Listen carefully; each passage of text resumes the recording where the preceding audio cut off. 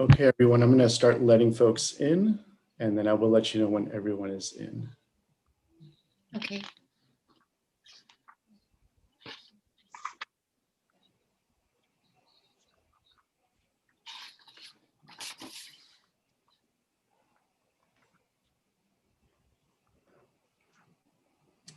Okay, Audrey, we're all set.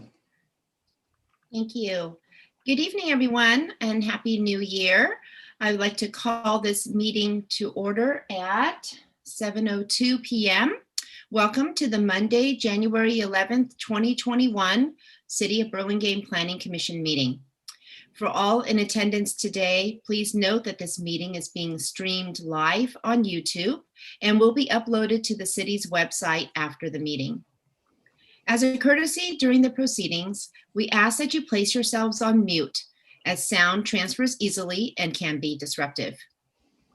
Please note that there are several ways to submit comments at this meeting. One, you may send your comments by email to publiccomment@burlingame.org. Staff will be monitoring the emails submitted during the meeting, and they'll be read at the appropriate time. The length of an emailed comment should be commensurate with the 3 minutes customarily allowed for verbal comments. Secondly, you may also submit your comment using chat in Zoom by clicking on the chat button located at the bottom of your screen. Staff will then read the comment at the appropriate time. Lastly, you may raise your hand in Zoom by clicking on the participant button located also at the bottom of your screen. Members of the public who are participating in the Zoom meeting by phone can dial *9 to raise your hand. Moving on to agenda item number 2, roll call. The record should note that 6 members of our commissioners are present this evening. Note that Commissioner Camarado is absent. On to agenda item number 3, approval of minutes. We do not have any minutes to approve this evening, so we'll move on to agenda item number 4, the approval of our tonight's agenda. Are there any changes to tonight's agenda? Yes, Madam Chair. Item 8D, which is 405 Chapin Lane, has been withdrawn by the property owner, so will not be heard tonight. And then item 8H, which is the proposed ordinance amending Chapter 2558 of the Municipal Code regarding cannabis retail delivery, has been continued to the next meeting on January 25th and will not be heard tonight. Okay, great. Thank you. So do we have any recusals this evening? Seeing none, I believe we have an updated agenda for the evening. Moving on to agenda item number 5, public comments, non-agenda items. Members of the public may speak about any item not on the agenda. Members of the public wishing to suggest an item for a future Planning Commission meeting agenda may do so during the public comment period. The Ralph Brown Act, which is the state local agency open meeting law, prohibits the Planning Commission from acting on any matter that is not on the agenda. Speakers are limited to 3 minutes each, and I may adjust the time limit in light of the number of people speaking or the anticipated number of speakers. Please speak clearly into the microphone. Do we have any members of the public who wish to speak on any item that is not on our agenda this evening?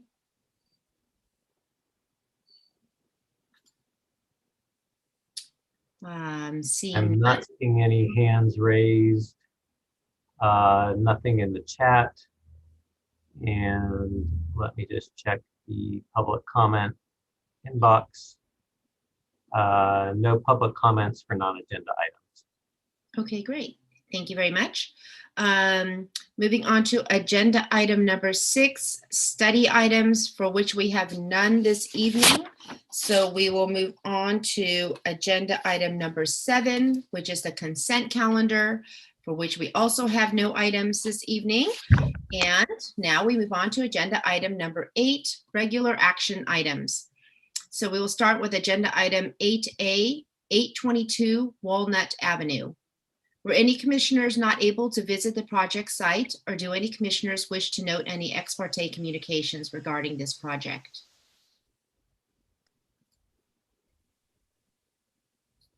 I don't see any. Let the record note that all commissioners present have visited the project site. May we have a staff report, please? Yes.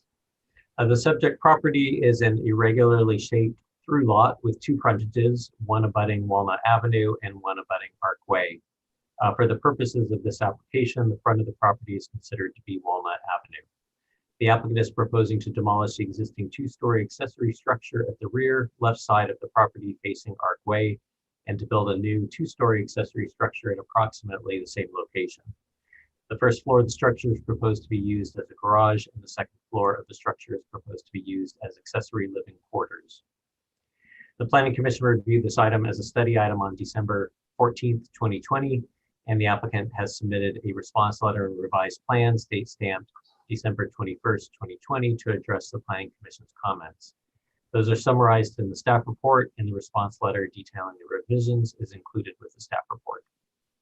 The applicant is in attendance to answer questions, but first I'm available for questions of staff. Thank you. Are there any questions for staff? Seeing none, I will now open the public hearing. Would the applicant please step forward or come forward and state your name and anything else you'd like to add about your project? Hi, this is Chris and Jordan Chavez. Hello. Hi. I don't think we have anything to add about the project from the last meeting and the adjustments and the notes associated with those adjustments. Our architect, Leslie Jones, is also here and present to answer any questions about that you may have, but we're nothing to add. Okay, thank you very much. Are there any questions for the applicant? Commissioners? Nope. Do we have any members of the public who wish to speak on this item?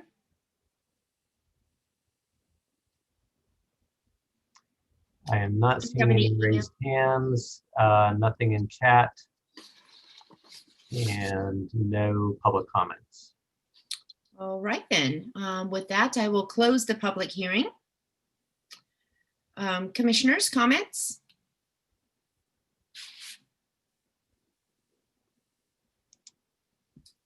Commissioner Gall? Yeah, I have a feeling I'm going to probably be in the minority on this, but I still feel that I can't make the findings for the variance and even some of the conditional use permit requests simply due to the fact that this is just a very large garage with additional living space or a rec room, and I don't see where there's a compelling need for something so big. And the argument is that the pool's in the way and the lot's kind of a weird shape. But I still think from looking at the plan and from what I see that the parking requirement could be met without a variance. And even if, I mean, there's a requirement for 2 parking places, one could be covered, one could be uncovered. So there's enough rooms, obviously, for a 1-car garage and a driveway. But I just don't see the pressing need for such a large structure, and then the consideration for the conditional use permit, and which of course triggers the need for the rear setback variance. I just think that there's a better solution to this, and this didn't hit all the points for a variance for me. So I don't think that I can support the project.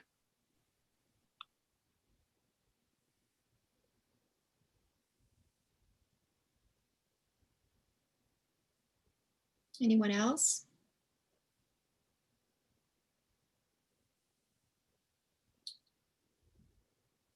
I can't find my raise hand Oh button. yeah, I see that your microphone's off. So Vice Chair Taronis? Yeah, thank you. Well, yeah, I guess I fall to the other side. I see some unique conditions relative to this lot that other lots don't typically face.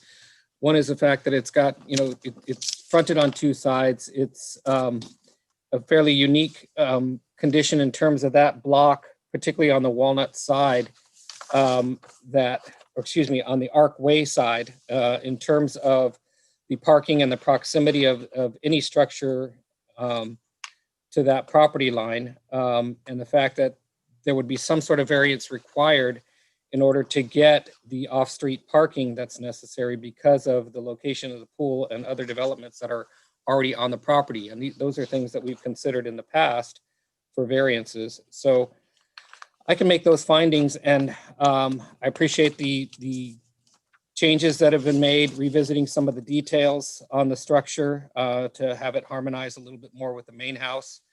I think that getting additional parking off of the street, particularly along Arcway and in that neighborhood that's somewhat impacted, I think is commendable and I think necessary, and therefore I can make the findings for the variance. Commissioner Schmidt? I agree completely with Commissioner Toronis and don't really have anything further to add. It was clear. Commissioner Sargent? Yeah, I would agree. And I too can make the findings, and I move we approve the project with the findings in the staff report. I'll second. Thank you. So we have a motion by Commissioner Sargent, seconded by Vice Chair Toronis. Any discussion on the motion? May we have a roll call vote, please? Yes, Commissioner Gall, Nay. Commissioner Loftus, Aye. Commissioner Sargent, Aye. Commissioner Schmidt, Aye. Vice Chair Toronis, Aye. and Chair Say. Aye. So the motion passes 5-1-0-1. An action by the Planning Commission is appealable to the City Council within 10 days of the Planning Commission's action. If the Planning Commission's action has not been appealed or called up for review by the City Council by 5 p.m. on the 10th day, the action becomes final. In order to be effective, appeals must be in writing and must be accompanied by an appeal fee of $1,075, which includes noticing costs. Congratulations. All right, so we move on to agenda item 8B, 112 Costa Rica Avenue. Were any commissioners not able to visit the project site, or do any commissioners wish to note any ex parte communications regarding this project?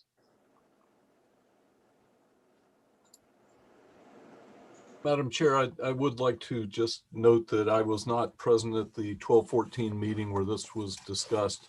However, I did visit the site and I did watch the video. Thank you, Commissioner Loftus. Let the record note that all commissioners present have visited the project site. May we have a staff report, please? Yes, the applicant is proposing to replace the existing two-story single-family dwelling and detached garage at 112 Costa Rica Avenue with a new two-story single-family dwelling with an attached garage. This project includes a new detached accessory dwelling unit, or ADU, at the rear of the site.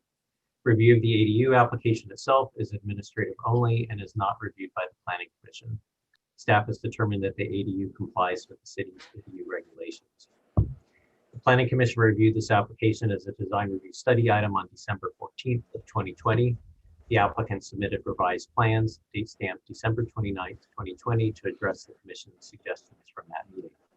The changes to the project are outlined in the staff report, as well as a response letter from the applicant. In summary, the applicant is requesting design review for a new two-story single-family dwelling and attached garage, and a special permit for an attached garage. The applicant is available for questions, but first I'm available for questions of staff.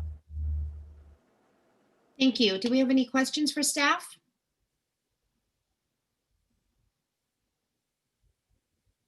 Seeing none, I'm going to open the public hearing.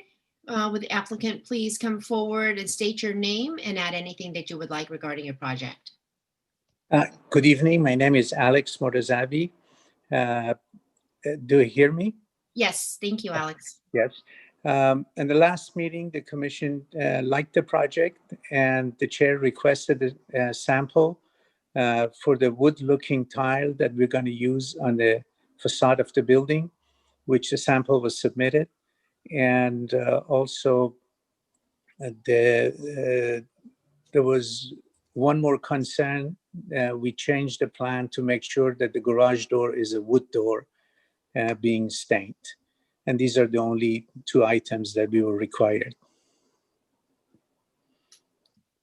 And okay, thank you very much. Are there any questions for the applicant?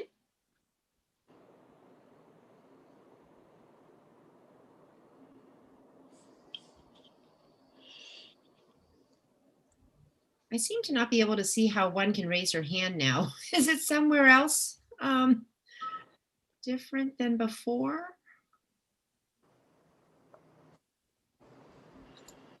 Oh, I see. It's under reactions. If anybody is looking, it seems, I think it may have moved.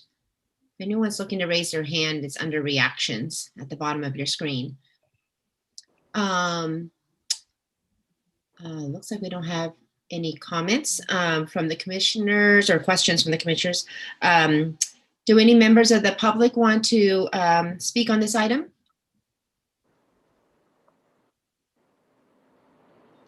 We know we had received a letter and a response. Oh no, is that this project?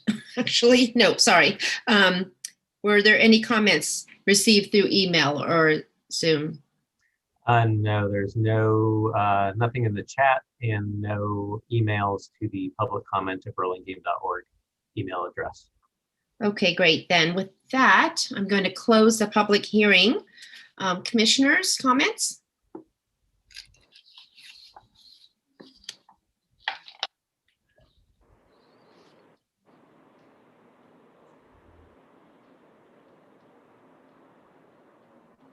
Any comments, commissioners? Vice Chair Toronis, I see your mic is unmuted. I was trying to raise my hand. Okay, yeah, thank you. Well, I liked the project when this was before us before. You know, I think we typically look closely at projects that are sort of a unique characteristic or unique character relative to the rest of the neighborhood. As Commissioner Camarado pointed out last time, though, there actually are some other contemporary or modern houses in this neighborhood specifically. I look closely as to whether or not that contemporary look still feels residential. And as I said before, this house does. It has nice scale. It has nice detailing. I think this developer will do an excellent job on the project. So I think it should move forward and is approvable in my opinion. Thank you. Commissioner Schmidt? Yes, I too liked it the first time around and do agree that the residential scale is there and does tend to fit into that neighborhood as well with those other projects that are in the area. So I feel like I could support this as well. And I appreciate the quality effort being put into the drawings and the project as a whole. And unless somebody else has more they want to say, I'm happy to make a motion to pass this project. Is that a motion, Commissioner Schmidt? I Yes. don't see anybody else speaking, looking to speak. I will second that motion. So we have a motion by Commissioner Schmidt, seconded by myself, Commissioner Say. Yeah, we have or is there any discussion on the motion before we go to a roll call vote? Okay, may we have a roll call vote, please? Yes, Commissioner Gall, Aye. Commissioner Loftus, Aye. Commissioner Sargent, Aye. Commissioner Schmidt, Aye. Vice Chair Toronis, Aye. and Chair Say. Aye. So the motion passes 6-0-0-1. An action by the Planning Commission is appealable to the City Council within 10 days of the Planning Commission's action. If the Planning Commission's action has not been appealed or called up for review by the City Council by 5 p.m. on the 10th day, the action becomes final. In order to be effective, appeals must be in writing and must be accompanied by an appeal fee of $1,075, which includes noticing costs. Congratulations. Thank you. Good evening. Moving on to agenda item 8C, 812 Linden Avenue. Were any commissioners not able to visit the project site, or do any commissioners wish to note any ex parte communications regarding this project?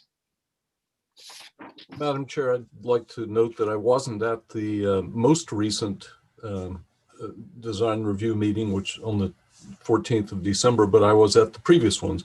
I went back and watched the 12-14 video though. Thank you, Commissioner Loftus. Let the record note that all commissioners present have visited the project site. May we have a staff report, please? Yes, the site on Linden Avenue is a single 11,820 square foot parcel that consists of 2 legally subdivided lots. Lot 22 is located at the right side of the parcel and will be assigned the address 812 Linden Avenue. Lot 21 is located at the left side of the parcel and has the address of 816 Linden Avenue. The existing 2-story single-family dwelling at the left side is on Lot 21 at 816 Linden Avenue. Excuse me. The applicant is proposing to demolish the existing detached accessory structure that straddles the shared side property line and build a new 2-story single-family dwelling and detached garage on Lot 22, which would be 812 Linden Avenue. The existing 2-story single-family dwelling and detached accessory structure at 816 Linden Avenue will remain, and only minor work is proposed to the structures on this lot as part of the proposed application. The demolition of the existing accessory structure requires a conditional use permit because it was built over 2 legally subdivided lots. For the existing house at 816 Linden, the applicant has submitted plans to show that a portion of the existing covered porch and a bay window will be demolished and a new curb cut and driveway are proposed at the right side. The applicant proposes to convert the existing detached structure at the rear of the lot back into a garage with an operational garage door in order to provide on-site covered parking for the existing house. In summary, the applicant is requesting a conditional use permit for 2 re-emerging lots and design review for a new 2-story single-family dwelling and detached garage at 812 Linden Avenue. The applicant is available for questions, but first I'm available for questions of staff. Thank you. Are there any questions for staff?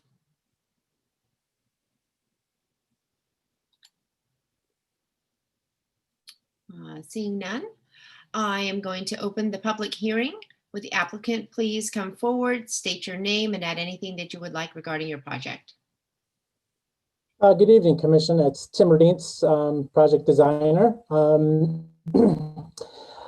We did not make any significant changes, and we're looking for your comments. But I kind of laid out in our letter that Greg and myself and a few other people had kind of thought that the articulation of the house and the massing was in keeping with code, and hopefully you guys agree. I know we had kind of a split decision, so I'm looking forward to any of your comments, and that's it. Thanks, guys. Thank you. Do we have any questions for the applicant?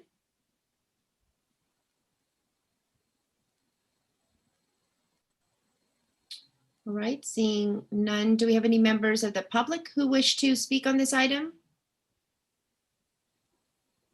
Were any comments received via email or chat? Let's see, nothing in chat and nothing in public comment at burlingame.org for this application. All right, with that, then I will close the public hearing. Commissioners, comments?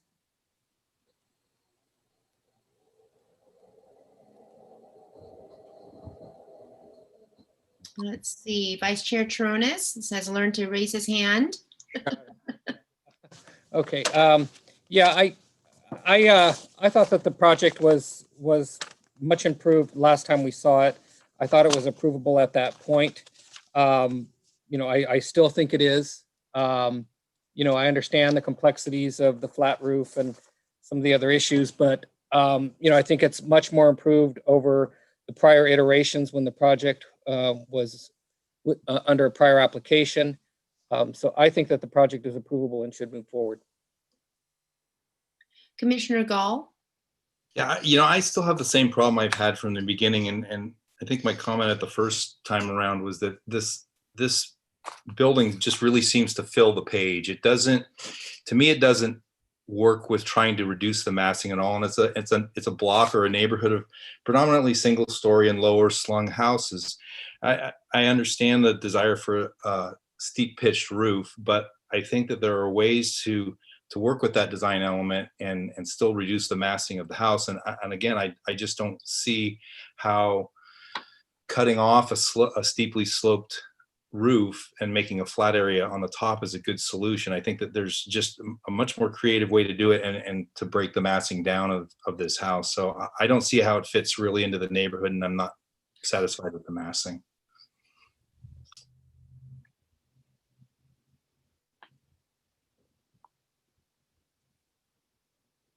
Any other comments, commissioners?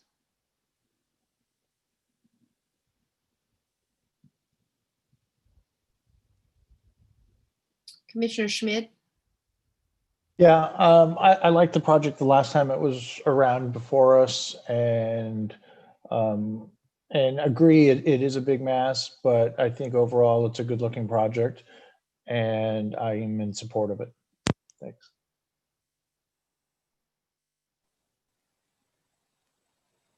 I too will say that this project has come a long way since the first round that we'd seen it, and I quite like the massing as it is currently designed. I think it shows well in the rendering and how the massing is shaping up, and appreciate that the garage is detached and away from the front. So I can support this. I can see supporting this project moving forward. And I can make a motion to do so right now, unless there are any other comments. I'll second the motion. Okay, thank you. So there is a motion by myself, Commissioner Say. So sorry, I do not know how to turn my phone off in the office, so please disregard that. Sorry. And then seconded by Vice Chair Taronis. Is there any discussion on the motion? Commissioner Loftus? Yeah, I felt obliged to just say I also agree that it's much improved over the first iteration that we saw, not the 12th, the 14th of December, but the previous iteration. You know, I think probably that Commissioner Gall is correct. There are much more clever ways to solve a massing problem than to chop the head off of it or give it a crew cut. But I think this works pretty well. It's much improved. Thank you. If there aren't any other comments, then we will have a roll call vote. Commissioner Gall, Nay. Commissioner Loftus, Aye. Commissioner Sargent, Aye. Commissioner Schmidt, Aye. Vice Chair Taronis. Oh, did I? Vice Chair Taronis? Yes, aye. Okay, thank you. And Chair Say. Aye. So the motion passes 5-1-0-1. An action by the Planning Commission is appealable to the City Council within 10 days of the Planning Commission's action. If the Planning Commission's action has not been appealed or called up for review by the City Council by 5 p.m. on the 10th day, the action is final. In order to be effective, appeals must be in writing and must be accompanied by an appeal fee of $1,075, including noticing costs. Congratulations. Thank you, Commission. Good night. Moving on to agenda item. So we have agenda item 8D, which was withdrawn by the applicant. So we move on to agenda item 8E, 1209 Cabrillo Avenue. Were any commissioners not able to visit the project site, or do any commissioners wish to note any ex parte communications regarding this Want to project? see what you look like? No. Please mute yourself if you are not speaking. Thank you. Madam Chair, I wasn't present at the design study meeting, but I did watch the video. Okay, great. Thank you, Commissioner Sargent. Let the record note that all commissioners present have visited the project site. May we have a staff report, please? Yes, the applicant is proposing to replace the existing two-story house and detached garage at 1209 Cabrillo Avenue with to build a new two-story single-family dwelling and detached garage. The project includes a new attached accessory dwelling unit, or ADU, on the first floor of the rear of the house. Review of the ADU application itself is administrative only and is not reviewed by the Planning Commission. Staff has determined that the ADU complies with the city's ADU regulations. The Planning Commission reviewed this application as a design review study item on November 23rd of 2020. The applicant submitted a response letter and revised plans, date stamped December 31st, to address the Commission's concerns and comments. In summary, the applicant is requesting design review for a new two-story single-family dwelling and detached garage. The applicant is available for questions, but first I'm available for questions of staff. I'll also note that there have been 2 received after communications for this item, which were forwarded to the Planning Commission last week and this morning. And with that, I'm available for questions. Thank you. Are there any questions for the applicant? I'm sorry, questions for staff? All right, then I will open the public hearing. Will the applicant please come forward, state your name, and add anything you would like regarding your project? Yes, hi, good evening. This is Sohan Talwalkar. I'm here with my wife, Sandhya. We have a small presentation in response to our submission. I'll turn it over to our architect, Ross Levy, and Patrick Donato, and then I'll have some comments on closing. Thank you. Thank you. Thank you. Hello, Commissioners. We prepared a small presentation to address the comments that you made last time. If you could, please, thank you. So here you see a revised image of the front of our proposal. We want to say thank you for your comments. We've taken some time to consider them and we appreciate your points of view. The most important, of course, were the Commissioner Loftus's comments and also Commissioner Tarones regarding the appropriateness of this kind of architecture to the neighborhood. And I think this image shows you that we've taken some steps to make this house more consistent with the types of forms that you see in the neighborhood and the repetition of other sorts of architectural elements that you see in the neighborhood. And similarly, we've made some changes to address Commissioner Gall's concerns about the nature of this detached garage and how detached it really needs to be and how detached it actually is now entirely. Next slide, please.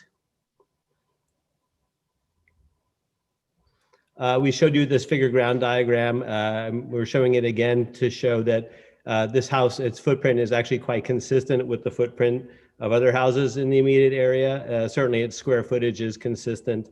We're just using the lot in a slightly different fashion. And next slide. And without the ADU shown, which is what this slide is not showing, you see how, in fact, this house looks an awful lot like all the other houses around here. Next slide, please. This is an elevation taking at the street, showing our house and 4 adjacent neighbors, or 2 adjacent neighbors and a third at the corner. Again, just to show you mass and modulation, to show you how we have adopted forms from our neighbor's house and how we've adopted the repetitive architectural language from the house to our east. Of course, this slide and the next slide, please, also demonstrate, this is the section that demonstrates how we stay low to match our 1-story neighbor and where we take our 2-story section to address our 2-story neighbor, leaving appropriate space for light and air for all concerned between the structures and just kind of a good planning and a respectful way of addressing this. Next slide, please. So because this architecture is, we feel it's appropriate and consistent with the neighborhood, but we understand that it is different than some of the other houses there. We thought that we should take responsibility for demonstrating this to you. So we created a little walk-by of 3D images, which if you would just click through them at a slow pace to give you a sense of what it might be like to really see this house as you come down the block.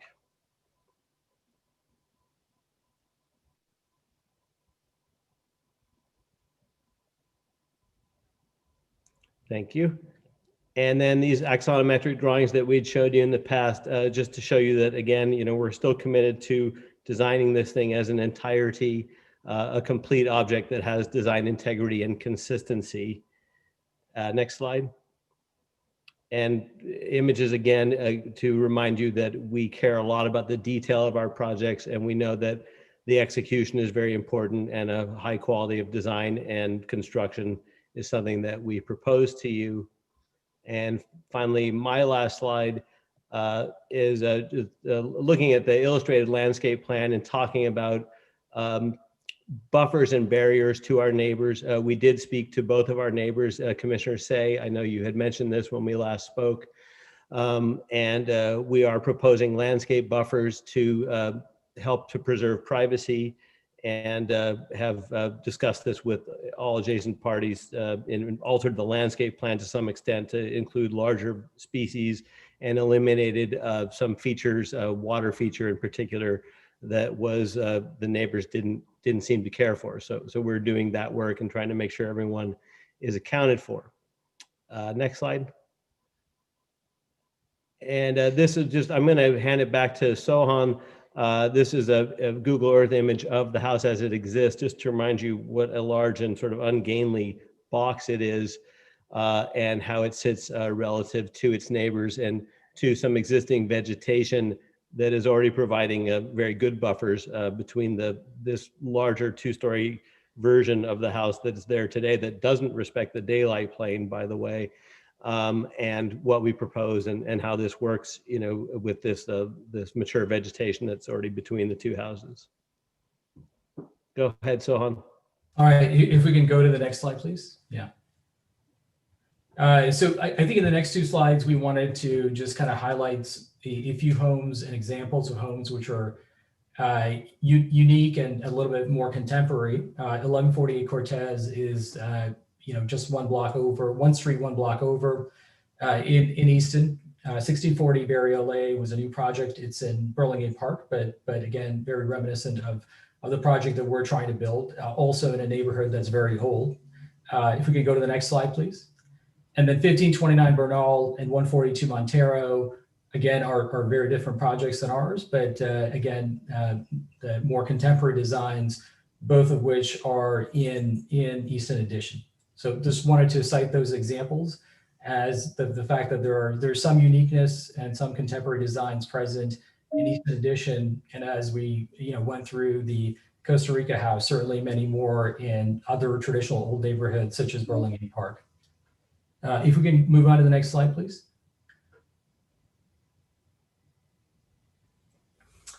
This was just to highlight a few examples of homes in our immediate vicinity in Easton Edition, which had detached garages in the front of the home. We realized that it is, we have the plans that were proposed are within the requirements that have been set forth by the city, but at the same time, it is somewhat unique. So just wanted to highlight these specific homes, which are matching in terms of the type of garage which we're proposing.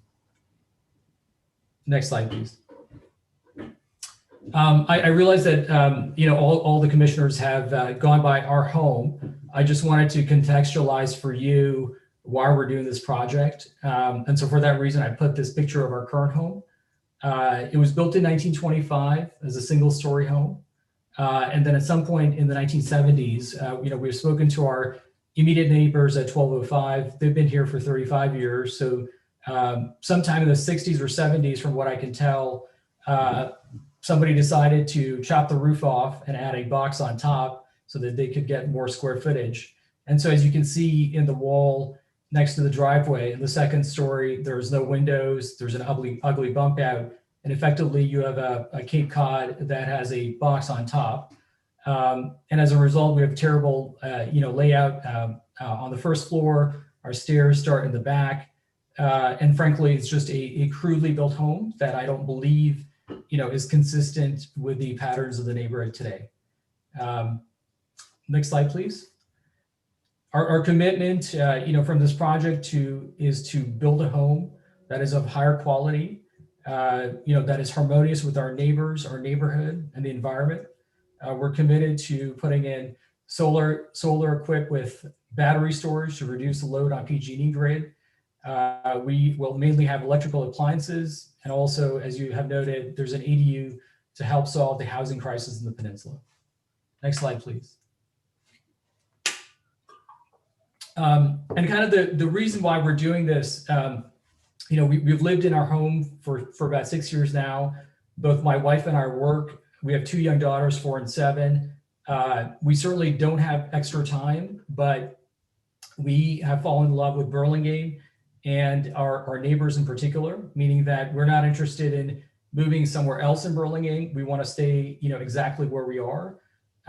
We have great rapport with our neighbors, and we would like to stay there, for years to come.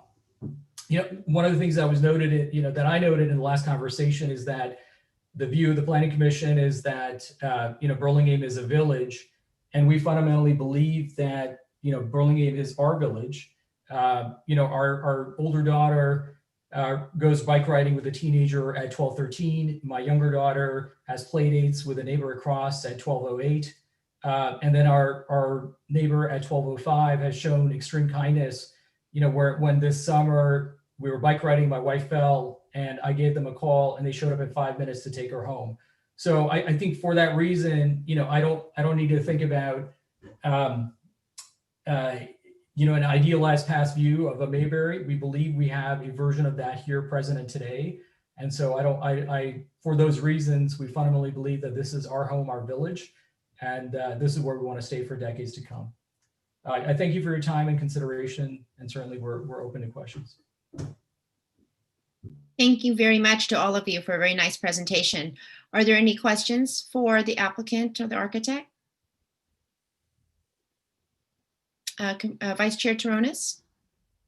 Yeah, so in regards, thank you. I appreciate the presentation. So in regards to the engagement with your neighbor at 12:05, it sounds like in reading through the letters that you've had some meetings with them to discuss their concerns.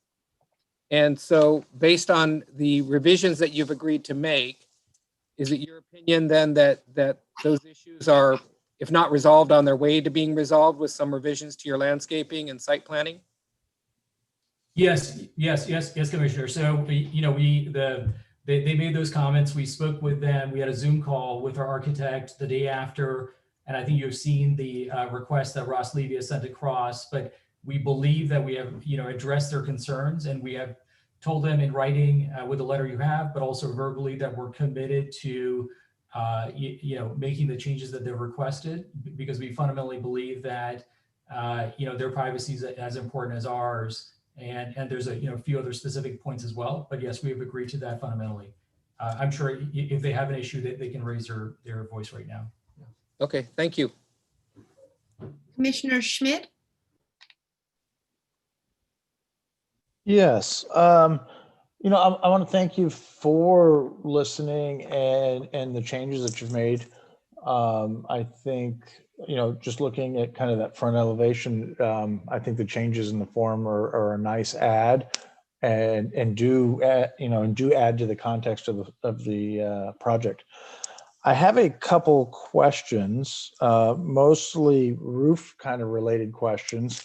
I'm seeing the standing seam metal, and I'm seeing in renderings and everything, but I'm not seeing where your drainage is going to come into play and how that will detail out, and whether you're considering a hidden drain at the top of the wall, or how will those things play out? Yes, I mean, so briefly, the wooden portions of the building are meant to be rain screen, meaning that the siding isn't attached directly to the wall. Therefore, we can hide gutters and downspouts in that cavity. Okay, but the front, the main place where the standing seam is, just has straight. It doesn't have the rain screen on it. It doesn't look like. I want to speak through this. Yes, the lower gable does not have the wood rain screen. It is stucco. We do plan on doing a concealed gutter system, which the gutters for that section could be embedded in the wall, and we could thicken the wall as needed to do that. Okay. Yeah, and actually this particular detail that's being shown now, I noticed that, and that would, be a fine way to solve that problem. The other thing I noticed in one of the drawings were heat pumps on the low ADU roof in the back. And is there a plan for screening those? Because that's a fairly flat roof with no ability to hide anything.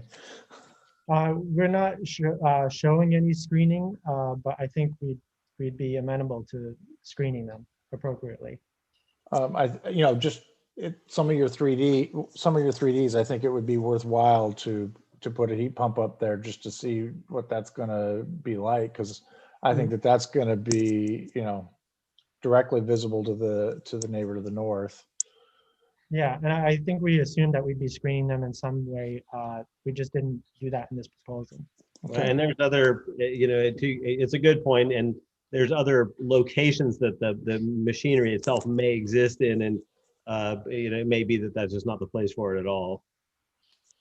Well, it's just such a very flat form. You don't have any parapet to hide behind. Sure. So I think it's just going to be really exposed.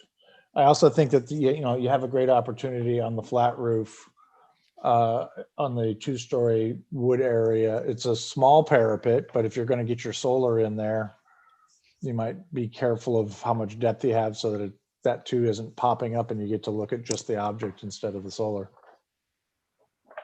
Mm-hmm. Okay, I'm good. Thanks. Commissioner Gall?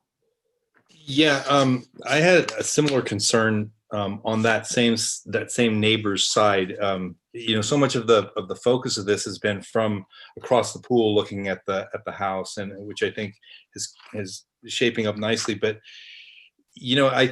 there was something that was odd about it to me the first time I looked at it, and I realized it yesterday when I was looking at this, and that is that you've got a wall that is just over 100 feet long. It's almost 12 feet tall, facing that neighbor 4 feet off the property line. And first question, I guess, is have you looked at the plans with that neighbor, and do they know what they would be looking at? Have you spoken with them about that? Yes, Commissioner, I've spoken with them. They've also written a letter of support, which is included in the materials. So they were supportive of the initial design as well. I don't think that element has changed in the revisions. Okay, I'll look for that. Then the next question is on the landscape plan. I see that there's some, looks like shrubbery. But is that just a low shrub inside the fence, or is that something that would screen that length of wall? Are you on the, I'm sorry, this plan, or is it are you on the opposite property line? I'm on the, which would it Maybe be? we should look in the satellite photograph.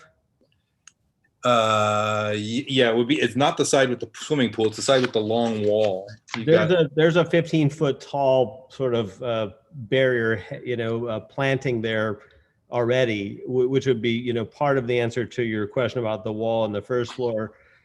This plant material there that's between the two houses is pretty mature and tall. So you're intending for that all to stay?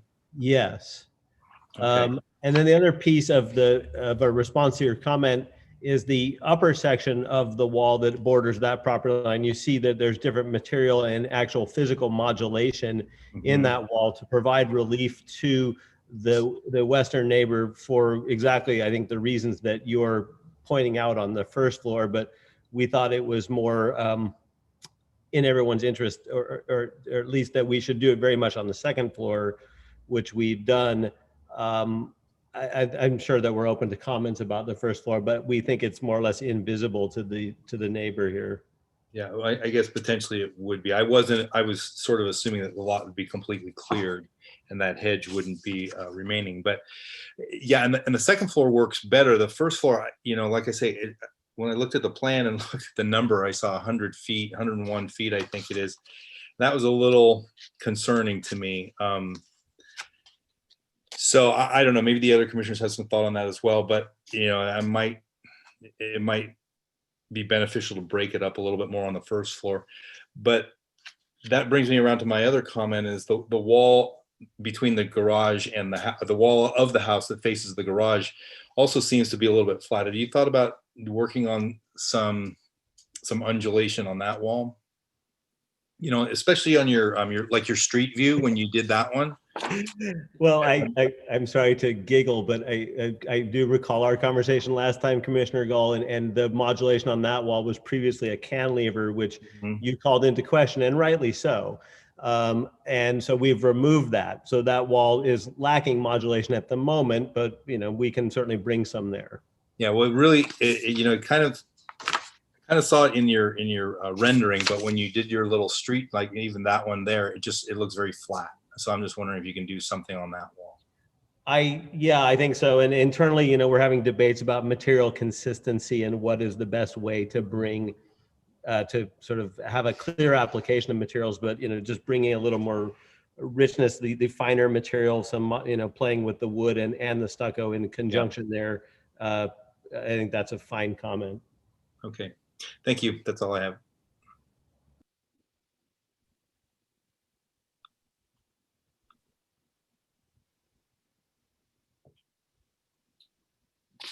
Just had a quick question.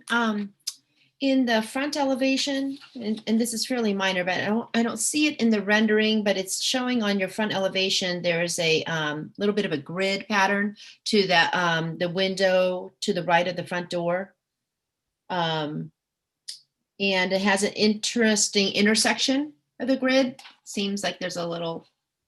Yeah, that's just a mistake. That shouldn't be there. Okay. It's just going to be one fixed plane of glass for that window. One plane of glass, yes. Okay. And then I know that in your addressing the comments from the neighbor to the left, that you're looking at a new location for the barbecue. Has that location been decided where it would be located? So no, it hasn't. I mean, we had that conversation on Friday, and I haven't spoken to Sohan or Sanjay since then. We will sort that one. I mean, we know now. I mean, as is common when you chat with your neighbors, you find out what's on their side of the fence, literally. And so now we know that they have bedrooms there. So I won't expect that it's going to be near the property line at all. Okay. And then and also the fountain is still showing, of course, in the plans, because that's what was submitted to us, but that would be deleted from the plans that you would be submitting. Correct. Okay. And I wanted to thank you for your very thorough comments in response to our comments and our thoughts. So appreciate that thorough response letter. Any other comments?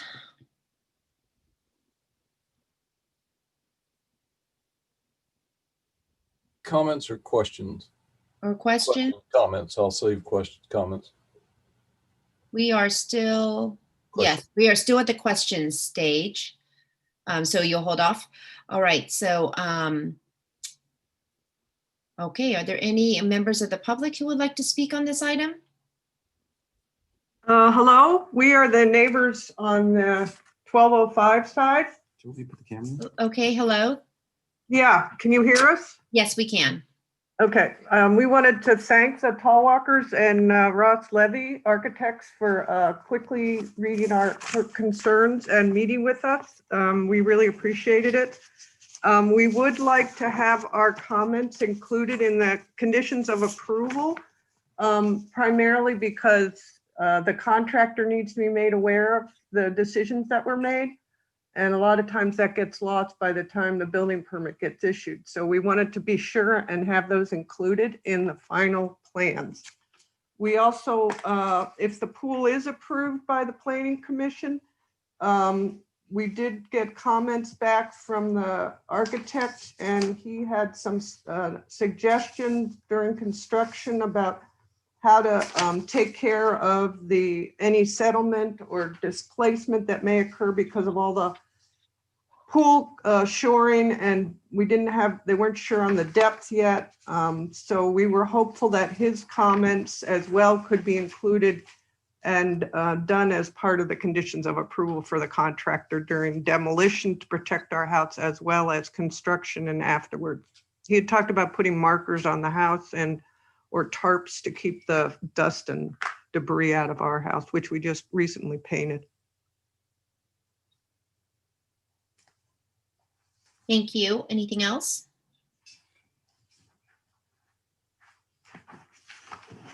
Okay, would anybody else like to speak from the public? Do we have any emails or chats? I'm sorry, this is Steve. I also live at 1205. Okay. And I had just an additional comment on our discussion. Point 5 was about the 50 feet of pool that's 8 feet from our old 1921 foundation. We're kind of concerned about that. And there was a discussion with the architect about marking our house before and after so we know if our house shifts or not. And it was kind of a good idea, but we want to make sure that that really happens. That would be our recommendation on 5. We agree with the whole letter entirely, but that's one that was sort of like talked about, but it doesn't say they're going to do it. And so we'd like that included as a requirement. Right. Thank you. Is that item F in your letter about the deck of the pool and the shoring? Yes. Okay. Item F, which is the 6th bullet point in the response letter. Yes. Right. Is there anyone else who would like to speak on this item? I'm not seeing any chats and there's been no emails for this item on public comment at burlingame.org. All right, then. With that, I will close the public hearing. Commissioners, comments?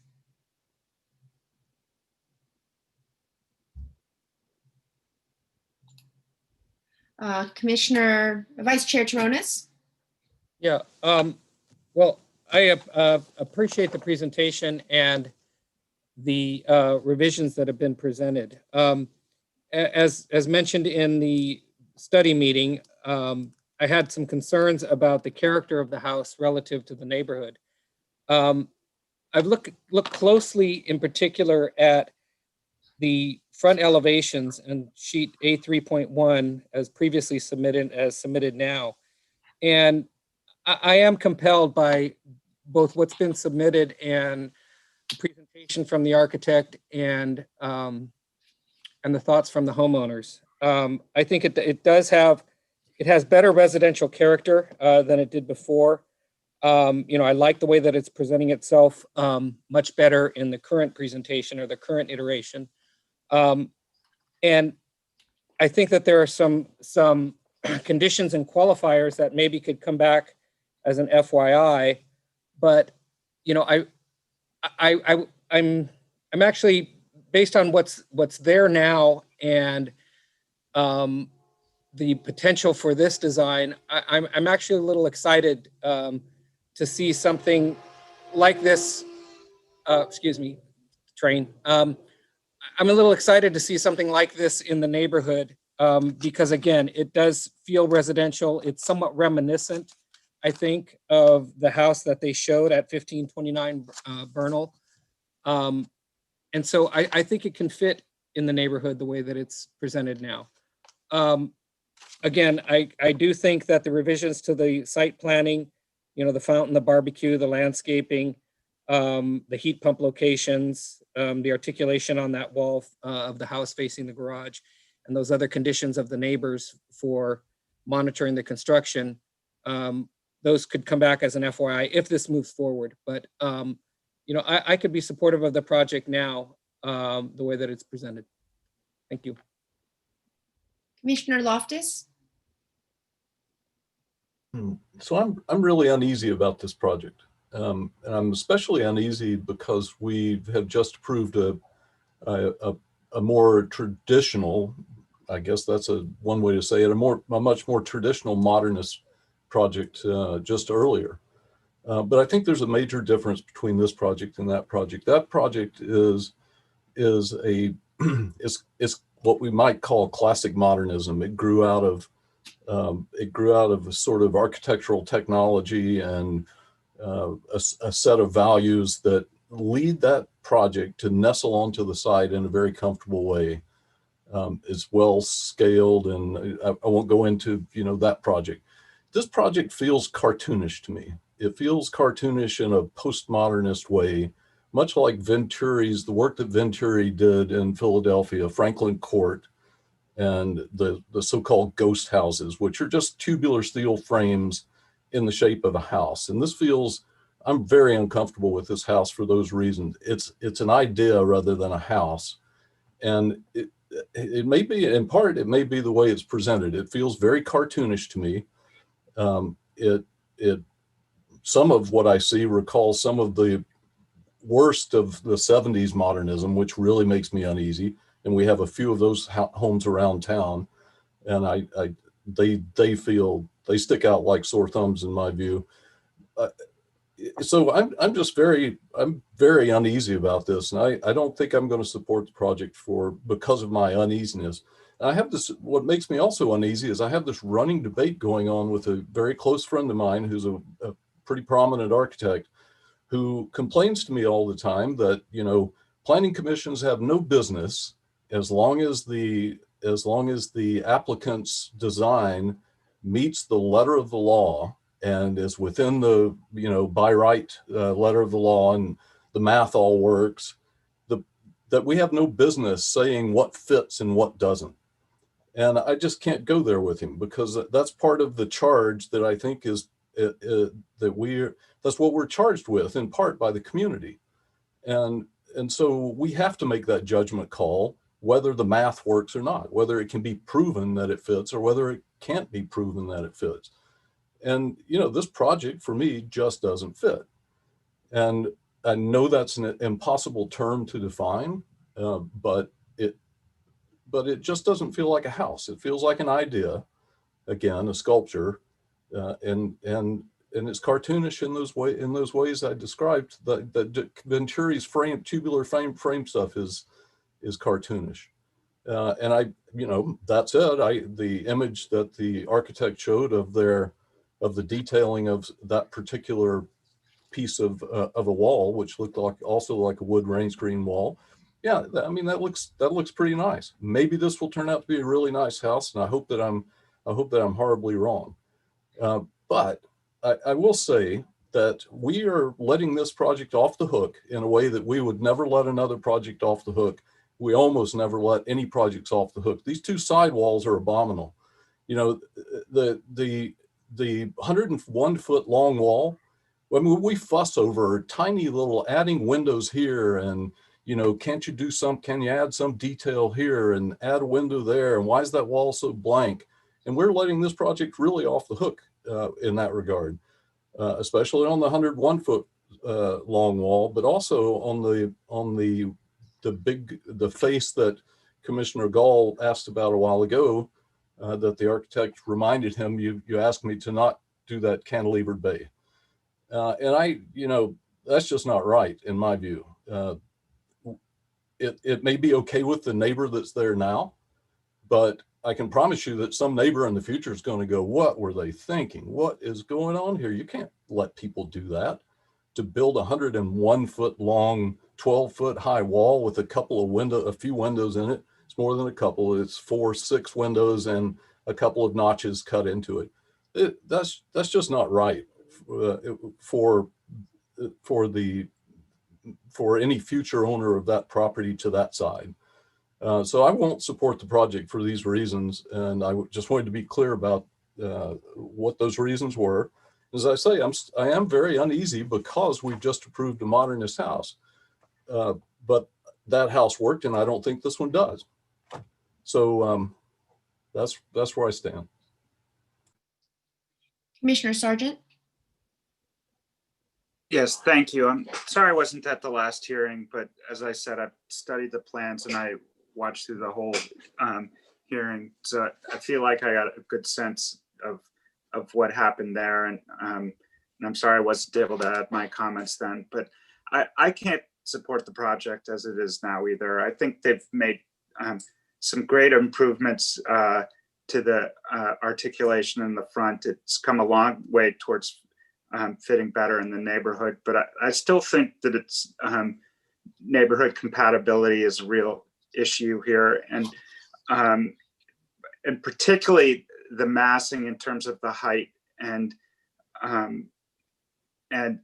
it just, particularly when you look at it in comparison to the house on the left, but even in the comparison of the house on the right, it's a much bigger, taller mass. And the design guidelines speak of trying to minimize mass, and this feels like it celebrates it. I agree completely about the comment about the left side wall and also the right side wall. And it's and I just wanted to make one comment about the presentations. I think they were really helpful and really great, and I think I have real confidence in the ability of the architect. But 3 of the 4 houses that were used as examples of how this one was compatible with the neighborhood, if I'm correct, weren't subject to design review. And the one that was, which is the one in Bernal, is, it has many modern elements such as the standing seam roof and the metal windows without any grid patterns. That's just masked in a much more traditional way and articulated in a way that this house is not.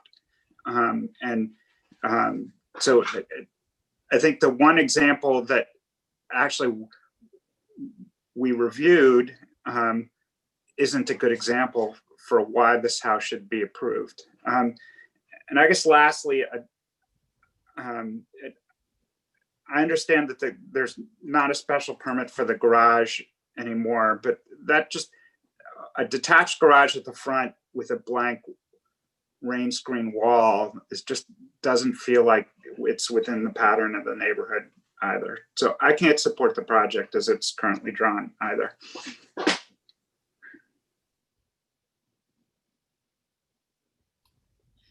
Commissioner Gall? Yeah, I think I'm gonna echo the comments of the last 2 commissioners. The design, to me, I think it was helped along, but it still has a very industrial feel. I would kind of expect to see this in a warehouse district, as a building that was kind of redone. The elements of the building really, they don't hang together that well for me. It seems kind of like it's trying to be a few different buildings put together.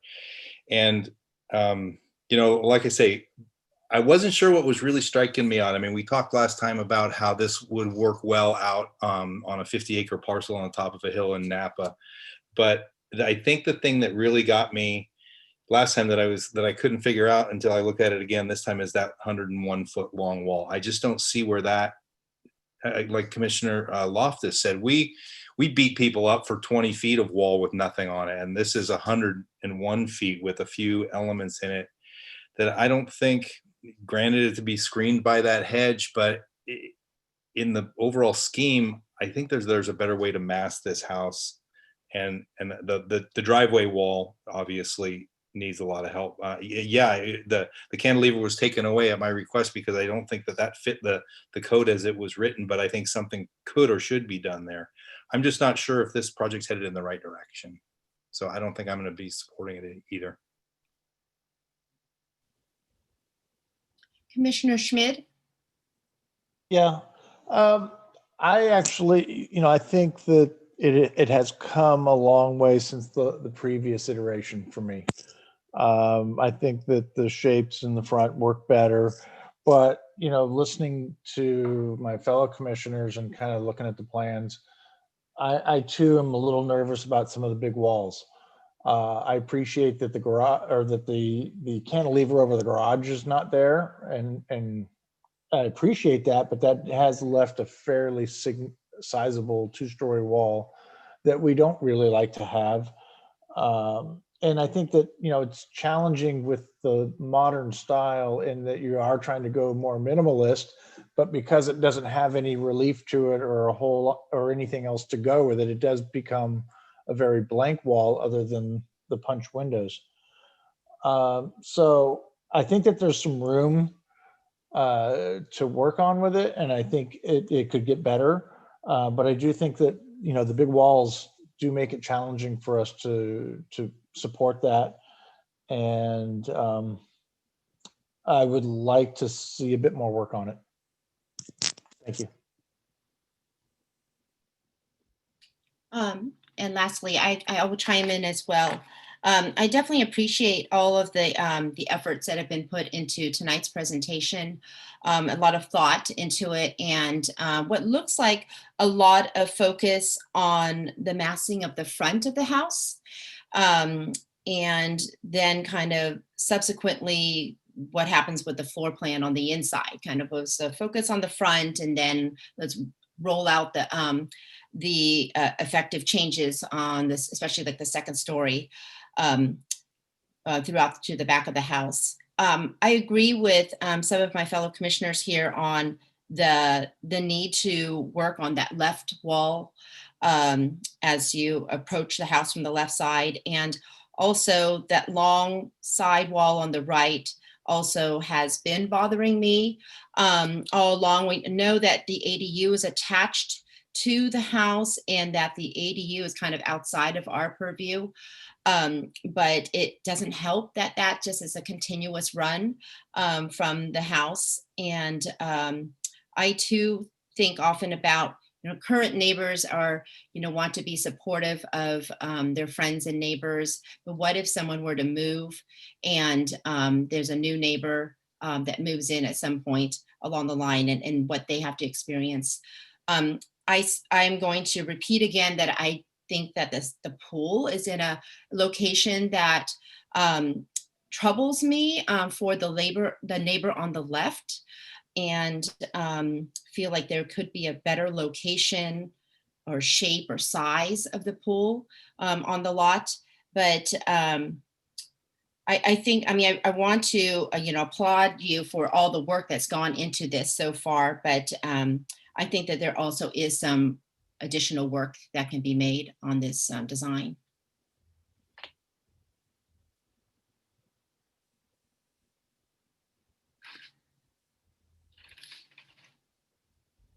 So where do we go from here, commissioners?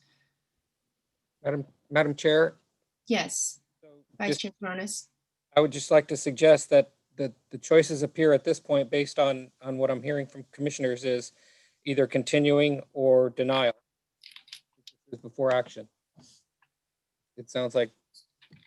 And Vice Chair Torres, I'll interrupt in that the denial without prejudice is an option which allows the project to resubmit at a future date. It acts very similar to a continuance. The main difference is that it does also have an appeal function should the applicant decide that they're ready to have a decision. So if there were to be a denial based on what we've heard tonight, just clarify whether it's a flat out denial or denial without prejudice. If it's without prejudice, they could come back in the next meeting with these changes, and no harm, no foul. But it would also allow them, should they desire to take an appeal to the city council. And Kevin, just to clarify, if it was with prejudice, then an altogether new submission would have to be made.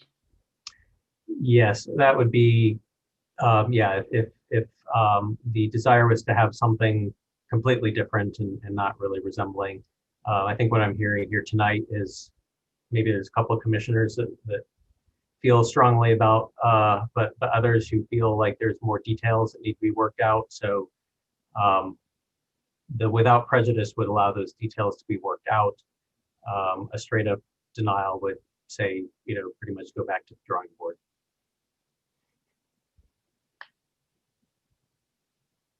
Thank you.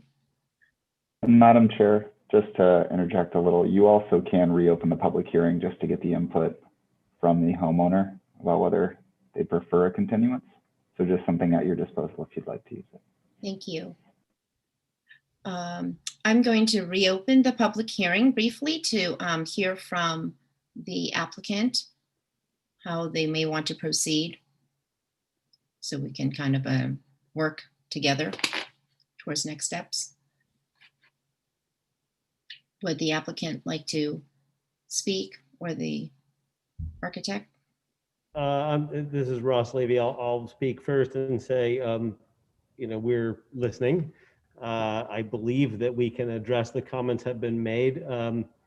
Short of Commissioner Loftus's comments, which are more deeply conceptual and kind of philosophical, if you will, and that I'd be more than happy to have a conversation offline with Commissioner Loftus about that. I understand the points of reference that he's making. As far as our project sponsors go, I'll let them speak for themselves, but I suspect that they would like us to have the opportunity to respond to the comments that the commission is making, and hopefully convince you that we are making something that's appropriate and that's something that you could approve. So whatever the most direct line, I would imagine a continuance would be the most direct line from our point of view, but I don't know that that's the case. And Sohan, would you like to say something? Yeah, no, I think, we're certainly disappointed with the views expressed here and a little confounded as well, but understand you have the views you have. We would love to have the opportunity to revise and try to work towards meeting your requirements. And I just had a question, if I may be very upfront. How do you all think about an ADU? Is that desired? I understand that it is a framework set forth by the state. Just want to understand if it is something that we should be including or not. I just need to understand that, because we have a limited footprint of 6,000 square feet, of the lot. And so the decision to attach the ADU to the home, which has subsequently led to this very long wall, which everybody's focused on, is because of that, right? So in an ideal world, we would have a bigger lot, the ADU would be separate. And if you looked at the actual home, the home part, the main home is not any longer than our home that's adjacent to us, which is a 2-story home at 1213. So just want to kind of better understand, what is the view on the ADU? Is it desired, not desired?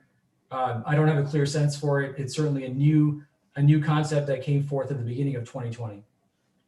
And I'm sorry, sir, I'm going to interject on that one, just because the ADU is something that is ministerial by state law. So the Planning Commission is not actually allowed to comment on it. It's something that can be seen in kind of the context of the project, because it's definitely going to affect the landscape of the property, but it's not something that they can comment on about whether it's preferred or whether it's not preferred. So I apologize. I know that's frustrating, but that's just something that they aren't allowed to comment on. I'm learning more as we go along. Obviously, this is our first time we've done this project, so that is helpful context. Thank you. And this is a brand new law, so it's completely. For that reason, I'm trying to understand, because we didn't have necessarily a lot of data points to understand. Obviously, there's the rule of the law of what has been written down, but certainly examples often help to guide, and we didn't have that available to us. Completely understand, and I apologize for throwing that wrench in there, but back to the commission. Thank you. So Commissioner Sargent, would you like to speak during this public part of the hearing, or are you waiting to speak after I close the public hearing again? I was hoping we could close the public hearing and I could speak then. Same with you, Commissioner Loftus. Commissioner Loftus, did you want to speak now or after I close the public hearing again? After, please. Okay. I will now close the public hearing again. And we're back to hearing from the commissioners. Commissioner Sargent. I mean, I guess to me, there's really, I know there are a number of other choices, but I see them as Commissioner Torrens first laid them out. There's really two choices here: continuance or deny without prejudice. And to me, the distinction is between, if we were to continue it, we would be saying that minor changes could lead to an approval. And if we were to deny it without prejudice, I think the commission would be saying there are more fundamental changes required. And I for one, think there are more fundamental changes required. and it's not making a few minor changes. And, you know, and the city attorney can correct me if I'm wrong here, but I think I'm just repeating what he said, which is that the ADU is not in our purview at all. But what it does is it affects the rest of the project and the available square footage of it on the lot. And it's a relatively small lot. And when you add the ADU and the pool, you push a lot of requirements on that lot in terms of massing and where the garage can go and how it affects the rest of the neighborhood. So it feels to me like there's too much trying to happen on this project, and that's driving some of the other concerns that have been expressed. And in terms of massing, the large walls, the large 2-story wall, the position of the garage, as I said. And for that reason, I'm going to move that we deny this project without prejudice. Commissioner Loftus? I probably should start by seconding that motion, because I agree almost completely with what Commissioner Sargent just said. I think that the opportunity for making some fundamental changes might get this project there. And minor changes won't do it, but more fundamental changes would. And I believe, if I'm not mistaken, in past discussions where there was an attached ADU, it is out of our purview entirely, except insofar as it affects the overall design of the project. We have looked at an ADU in the past couple of years that was attached to a project, and with respect to what it did to the project as a whole, we were allowed to comment on it. And I think that Commissioner Sargent is exactly right. The decision to attach has driven a lot of the subsequent decisions, and it probably has caused some of the challenges that some of the comments that are coming back. So, you know, I second his motion. The other thing I did want to say is that the part of what I think makes the project feel cartoonish to me is that front facade that is sort of like what a kid would draw if wanting to represent a house. It's a rectangle with a gable on it.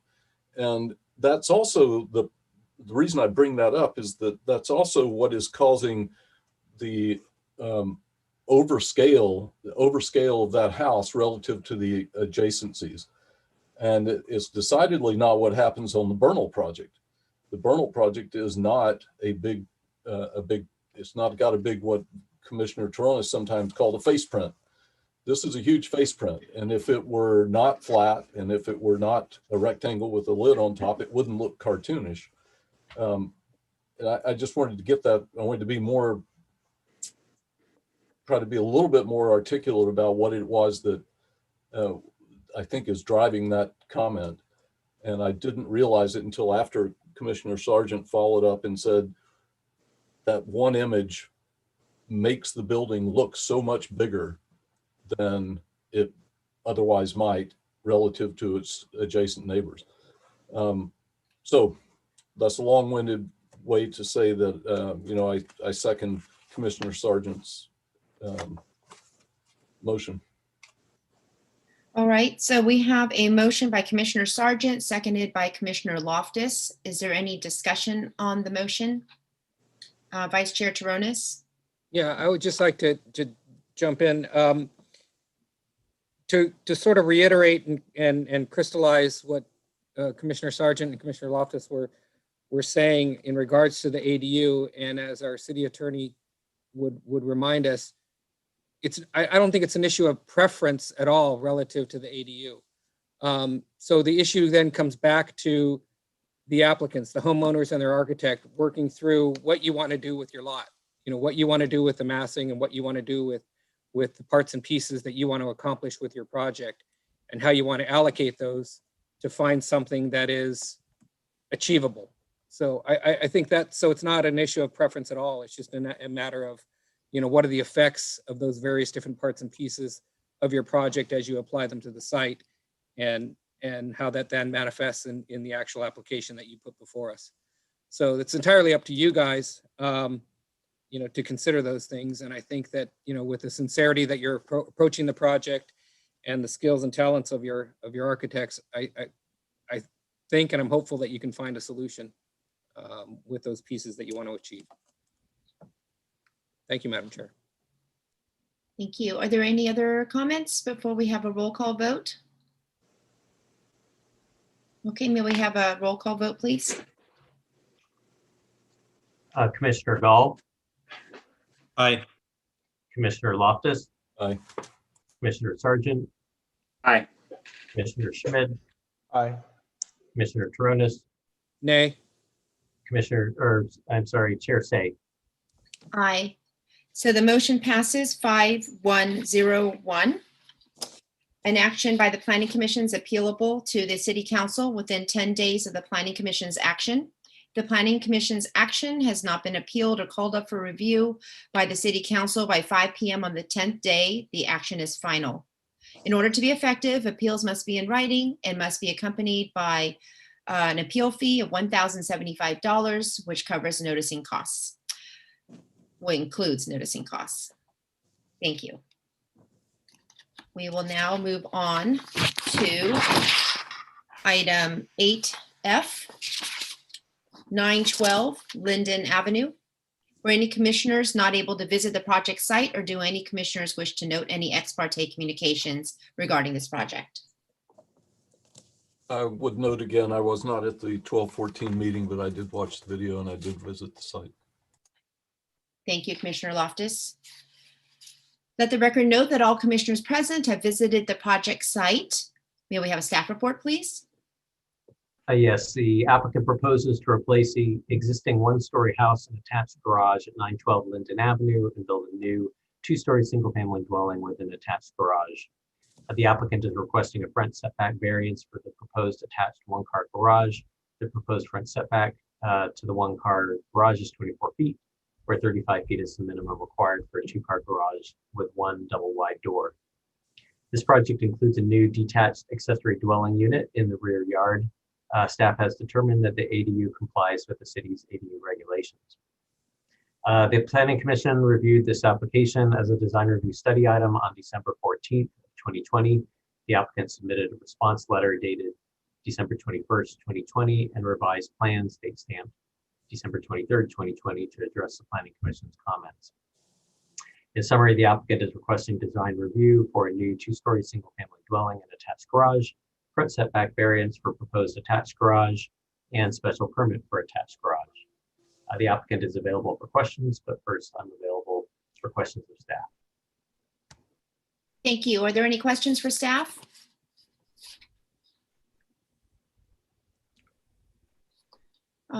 Seeing none, I'm going to open the public hearing. I'm sorry, Madam Chair. Commissioner Sargent?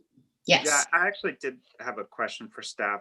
So is the setback, and this came up at the last hearing, is the setback for a single car garage, attached garage, different than a two-car attached garage? Yes, if you have a two-car, then you either need to split the two doors and offset them, or push the garage further back. So it's 25 feet for a one-car garage and 35 feet for a two-car garage. Is that correct? That's right. Okay. So, and to be considered a one-car, to get the 25-foot setback requirement, if they jog these two doors, then it would meet that or not? Yes, if they were jogged and then one of the doors was offset further back, then they could be able to comply with the requirements. But as it is now, it's a double door, so part of it, none of it is offset, so that's why they're requesting variance. Okay, thank you. All right. I'm going to open the public hearing. Would the applicant please come forward, state your name, and add anything you would like regarding your project? Yes, hi, Commissioners. Chris Rufat here with RDS. Thank you for your consideration this evening. From the last reiteration on a prior study session meeting, we have revised the plans by, in essence, moving the house location 6 feet back into the lot to allow for the garage setback to be where the current garage is situated. And that was a comment or an observation by Commissioner Taronis that we wanted to adhere to. Other than that, the major changes, well, the minor changes, if you will, were just minute architectural details like removing the corbels on all the exterior elevations.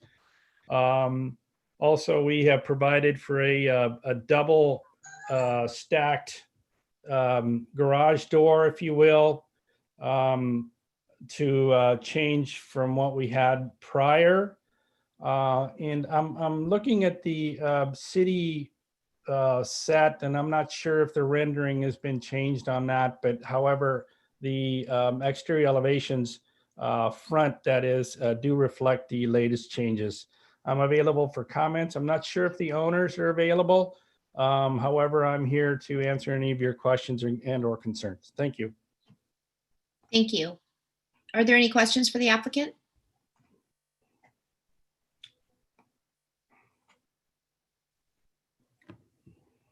Do we have any members of the public who would like to speak on this item?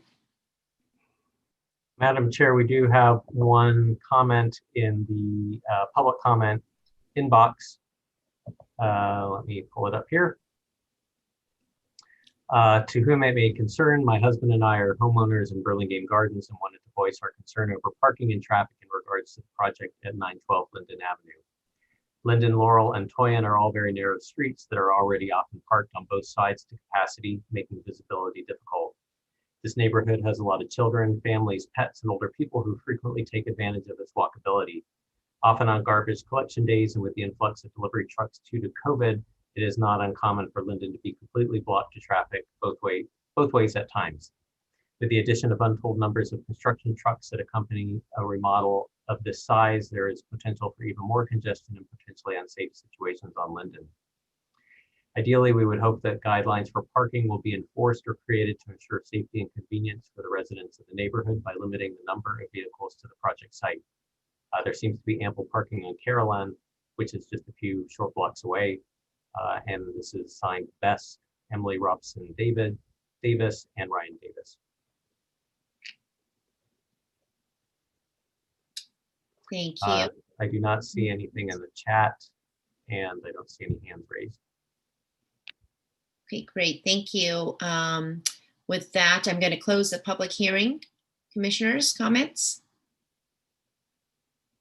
Vice Chair Taronis?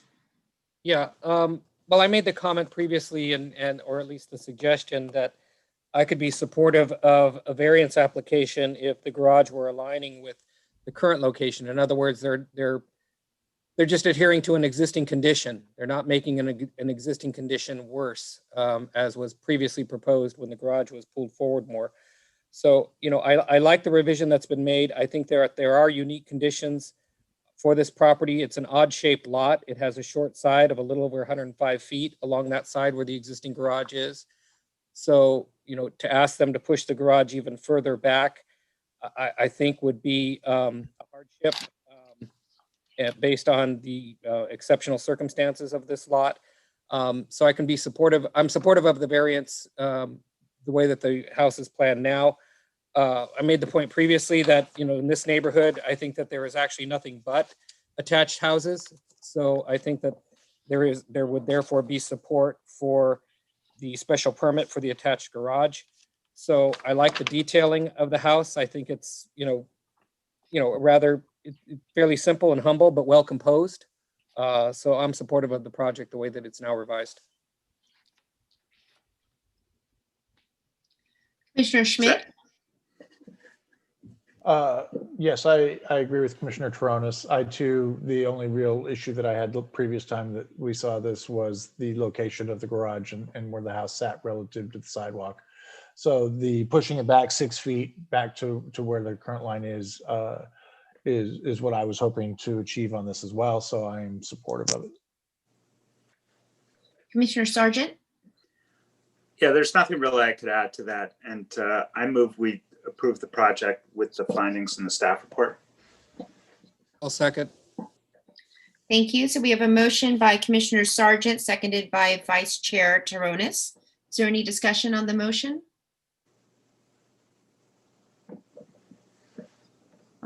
Seeing none, may we move to a roll call vote, please?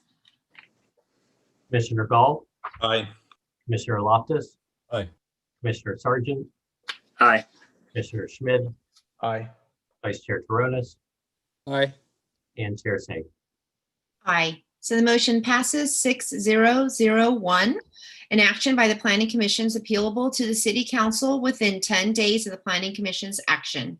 If the Planning Commission's action has not been appealed to or called up for review by the City Council by 5 p.m. on the 10th day, the action becomes final. In order to be effective, appeals must be in writing and must be accompanied by an appeal fee of $1,075, which includes noticing costs. Congratulations. Great, thank you very much. Good evening. Thank you. Good evening. Okay, we move on to agenda item 8G, 220 Park Road. Were any commissioners not able to visit the project site, or do any commissioners wish to note any ex parte communications regarding this project? How many more times do we have to visit this project site? Exactly. Don't we go there daily? All right, so let the record note that all commissioners present have visited the project site. May we have a staff report, please? Certainly. On November 23rd, 2020, the Planning Commission did indeed approve the associated entitlements for the adaptive reuse and development of the mixed-use office development at 220 Park Road. Not included in that hearing was the development agreement with the city, which was still being prepared at the time. The agreement addresses matters that are unique to the project, given the historic resource and the proposed town square adjacent on city-owned parking lot E, including shared parking, surface improvements on Lot E and the town square contributions, interim use and maintenance of the existing property, temporary staging for historic preservation and construction, and the milestone schedule. The City Council reviewed draft items for the development agreement at a special study session on November 4th of 2020. The initial terms of the development agreement have been refined and clarified since then, and are now being presented to the Planning Commission for review and recommendation to the City Council. The current version of the term sheet is included with the staff report, together with the schedule of performance. The recommendation to the City Council should address whether to recommend approval materially in accordance with the items, with the terms described in the term sheet, and materially following the sequence described in the schedule of performance. The Commission may also suggest changes or refinements to the terms as part of its recommendation. In doing so, the Planning Commission acknowledges that the final form of the development agreement may contain additional or different details as the document is further refined, but this term sheet provides the overall framework representing the agreement going forward. The applicant has prepared a presentation and can answer questions. Staff can also answer questions. And I'd like to take the opportunity to introduce Edward Schaefer of Burke, Williams & Thoresen, who is our outside counsel retained by the city to prepare the development agreement and can also answer questions. I also note that there was one received after communication for this item, which was forwarded to the Commission this afternoon. So with that, I am available for questions of staff, as is Mr. Schaefer and our city team, interim city attorney Scott Spansale has been working on this, and so has senior planner Catherine Keelon. Okay, thank you. So at this point, should I open the public hearing then, since so many parties are able to answer any questions, or is this still reserved for? So I'd suggest first questions from commissioners to the staff team, including Mr. Schaefer. Once we're done with that, or should there be none, then we could open the public hearing and have the applicant make their presentation. Okay, thank you. Vice Chair Taronis? Yeah, just a couple of questions of staff. So there's the $2 million contribution that goes towards the town square. So question, Kevin, just to help for context, and it's, I know it's not a huge part of our business, but is there an overall cost estimate that's been done for the town square itself? Approximately? It depends on, that's still kind of an ongoing community process. So we've put some numbers together in the background based on certain kind of an a la carte menu of items, but given we've only just had very preliminary discussions with the community, we don't have a number. What we do know is the applicant has showed us a couple of different scenarios where either 1 million or 2 million would be expended on the square, and what you get for that. I think what we find is 2 million is a sort of basic square. It is, something that certainly it's more usable than a parking lot in terms of open space. But it would be, fairly, probably lawn and path and some seating. Should the community decide they want to add more embellishments, those would become, addition at the city's expense, or could be phased over time. I think, sometimes these public open spaces do evolve over time and start relatively simple and then can be embellished as time goes on. Okay. Then my only other question, and just to get to it, in regards to the shared parking, is it necessary for this document that we're recommending to council? Is it necessary to capture those details that were discussed at the council meeting in regards to the shared parking, to capture the reference to holidays, to reference to the hours that were discussed at the council meeting? Or is this just a framework and those actual details will get captured in a subsequent document? I see Mr. Schaefer shaking his head if he wants to either answer it, or I can answer it and you can dovetail, but Ed, if you'd like to answer that. Yes, there are a lot of details like that, the hours of public parking, and they've all been captured. And there is a draft development agreement being prepared that follows the term sheet and the schedule that you've received. There could be 1,000 small details just in such a complex document, and we are working those out, but we have captured all those material terms. Okay, great. Thank you. So we don't have to stress or worry too much about those items. If there's one in particular that you have concerns about or want to be sure, then certainly we can answer that. No, it's just more that those details are captured somewhere. Thank you. Appreciate it, Ed. Thank you. I have a question, but I'm not sure if I'm asking it in the right area. I'll just ask my question. You can tell me if I need to redirect it. Are there specifics around how to preserve or maintain the preservation of the portions of the post office that are being removed and stored, in terms of, weather protection, security, vandalism, whatever? Yes. So, and Ed may want to chime in on this as well, but there is both a procedure for the logistics during construction of moving the various historic elements to different locations, either on the city parking lot or to the parking spaces on Park Road. There's also provisions regarding the maintenance of the existing structure in the interim. So, for example, if construction were not to begin immediately, we still want to ensure that the structure is maintained, and those are also items that are included in the development agreement. Okay, thank you. Any other questions for staff and team? Okay, so I'm going to open the public hearing. Looks like Commissioner Loftus. Commissioner Loftus. Sorry. He's waving his hand. I couldn't find that button. Again, I'm not sure that this is the right place to ask this, but I will ask it. In the special meeting minutes, it is stated that the spaces can be used from 5 p.m. to 10 p.m. weekdays and all day on weekends. Does all day mean 24 hours or does it mean 5 to 10? What does all day mean? Where's that headed, I guess, is the question. Currently it's identified as 8 a.m.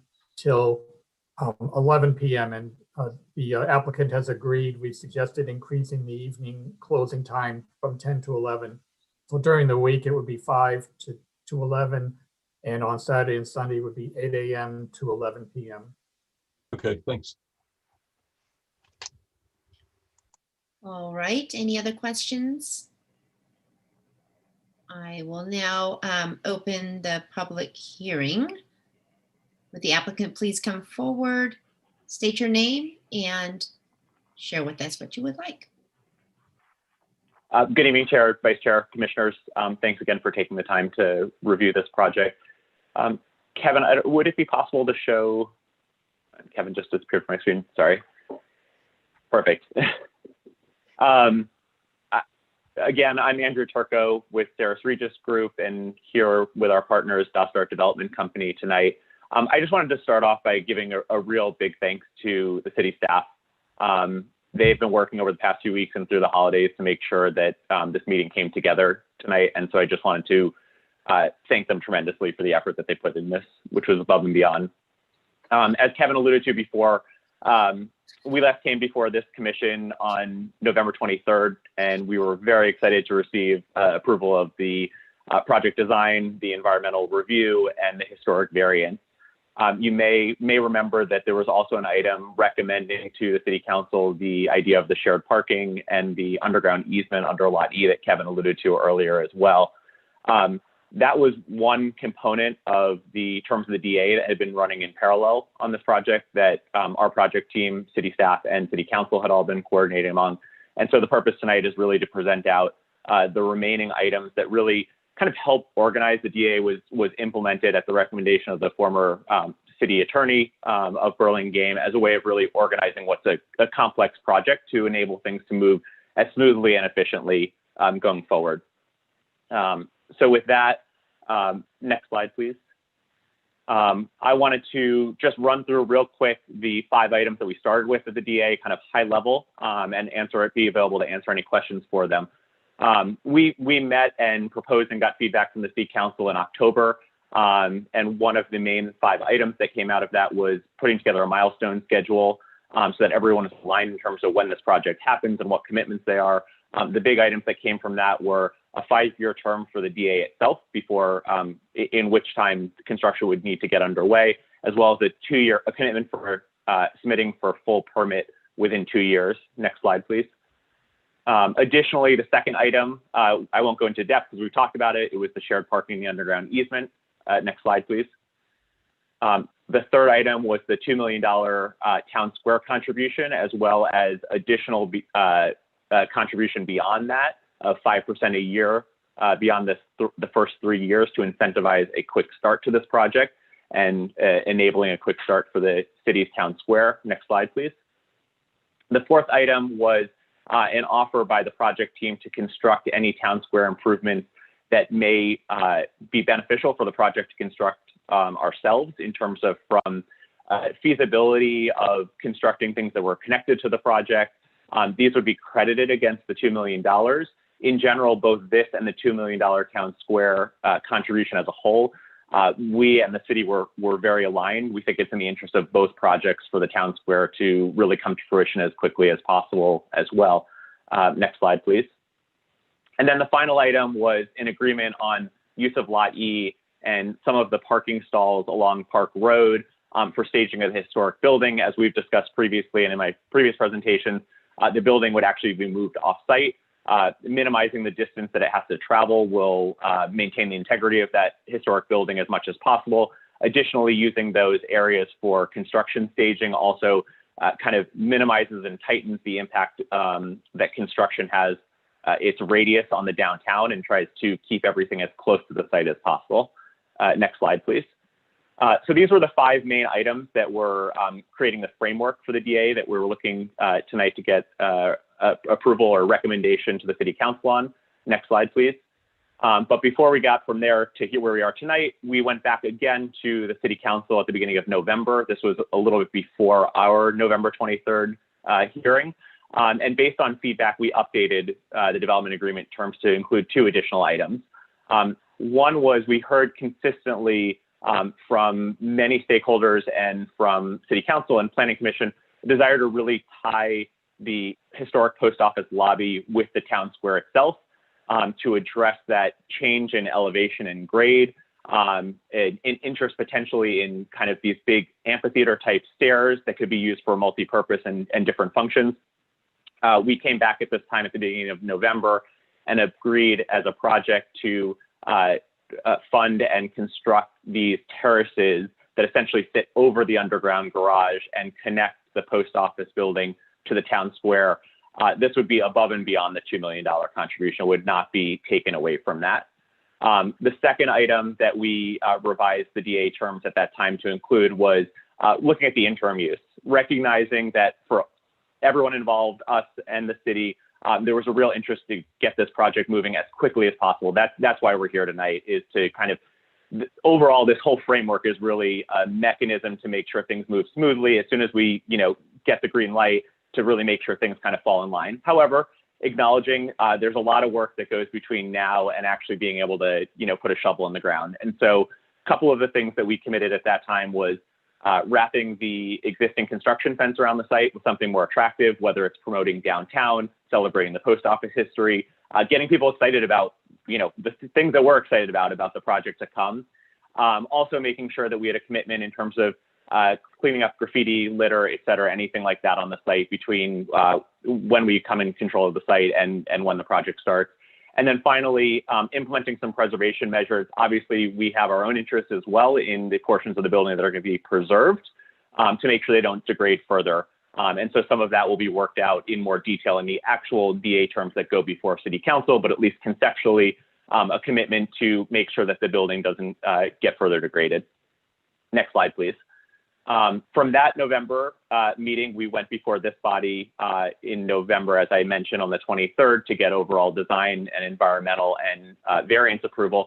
And this is why we're back tonight, is there was a component of that, which was a recommendation for the shared parking and underground easement that made this project feasible. We are very appreciative of the recommendation of this body to recommend that moving forward to the City Council. We obliquely referenced a few of these other items on the DA terms, but really what we're here tonight to come back with is a formal request for approval for recommendation to City Council of the rest of the terms and really be explicit about it. Next slide, please. So this is kind of the overall framework of the DA. As Ed mentioned previously, there is a much more detailed document that is being kind of moved in parallel, that if we receive recommendations tonight would go to City Council at the beginning of February. Next slide, please. And with that, I just wanted to offer myself or anybody else on our team to answer any questions that you all may have. I appreciate your time. Thank you. Thank you very much, Andrew. Are there any questions?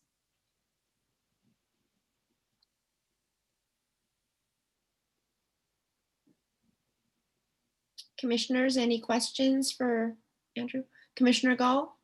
Yeah, I just had one question. When I was reading through this in the minutes of that meeting, you're talking about the improvements to the Lorton Avenue and Park Road sidewalks, and it says fronting the town square. The second one is along the town square and the post office site.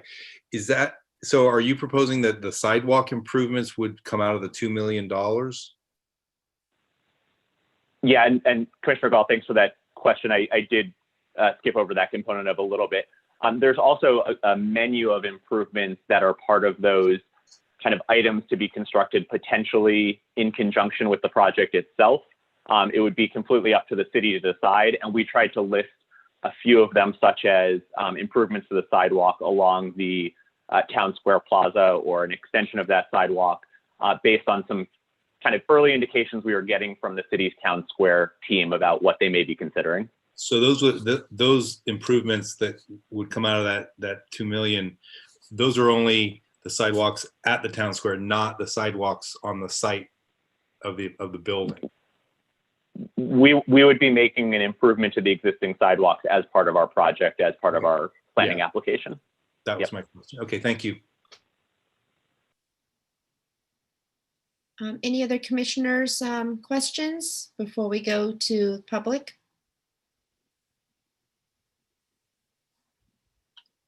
All right. Would any members of the public like to speak? You see James Rigomez. Yes, thank you, Madam Chair. My name is James Rigomez. I'm with the San Mateo County Building and Construction Trade Council. We represent 24 construction unions and 16,000 highly skilled men and women, many of which live in Burlingame. I was attending the November 23rd meeting, and I went back and listened to the November 4th meeting. And in that November 4th meeting with the council, Emily Beach asked a question about the $2 million in the prevailing rate in the construction. And Andrew, you stated that you guys bid this work. Are you going to do this work with all union contractors? I was hoping that that could be included in the development agreement, or that Saris Regis or Do Start could write a letter of intent to the Building Trade Council stating that they're going to build this project 100% union. Part of what the Building Trade stands for is our working family platform of earn a decent wage, healthcare for you and your family, something to retire on, and funding our own education. And when you contract out a job at prevailing rate, all the money for the health and welfare, all the money for the retirement, and all the money for their training that usually goes on the workers' checks or into the various fund goes on to the workers' check as a whole. And hopefully Saris Regis and the Planning Commission and your city council could work together with the building trades to ensure that the last part of what I said, our platform is skilled and trained workforce. Our apprenticeship programs is one of the largest privately funded education systems in these United States to ensure that the workers on the job site will be skilled and trained. In a project of this magnitude, building underground, the structural, I would hope that Saris Regis and Do Start create that letter and commit to the building trades and the construction workers in the area. Keeping the money in the local economy it will help out tremendous during this time of COVID. So hopefully we can count on Saris Regis, the Planning Commission, the City of Burlingame to stand with the Working Families platform. So thank you very much for allowing me the time to speak tonight. And I look forward to hearing from the general contractor and the developer on this matter. Thank you.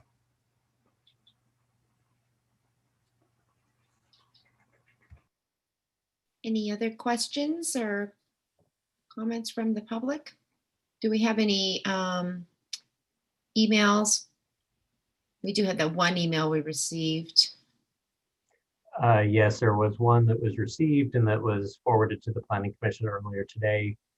We don't have any new ones that have come in for public comment at burlingame.org, and I do not see any more in the chat.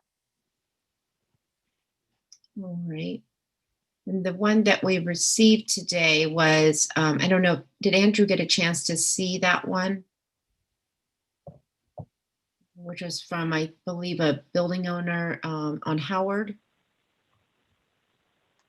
Commissioner Chair, I was forwarded that email by planner Catherine Kalon. Thank you. Okay, great. Thank you. All right, then I will now close the public hearing. Commissioners, comments?